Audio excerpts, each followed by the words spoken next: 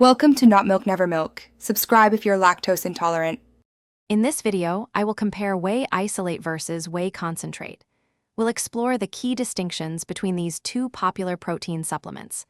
Understanding their differences in processing, nutritional content, and cost is crucial. This comparison will help you make an informed decision for your fitness goals, ensuring you pick the most suitable protein powder for your needs.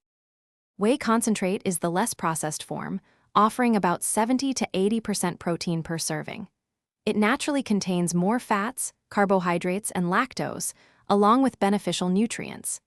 Many people enjoy its creamier texture and slightly sweeter taste. Plus, it's often a more budget-friendly option, making it a great choice for everyday protein intake. Whey isolate is a more refined protein, typically containing 90% protein or even more. It undergoes additional filtration to significantly reduce fat, carbohydrates, and lactose content. This makes it an excellent choice for individuals seeking a very lean protein source or those with lactose intolerance. It's also quickly absorbed, ideal for post-workout recovery. When choosing between isolate and concentrate, consider your personal dietary needs and goals. If you're managing fat, carbs, or lactose, isolate might be better. However, if budget is a primary concern and you tolerate dairy well, concentrate is a fantastic, nutrient-rich option.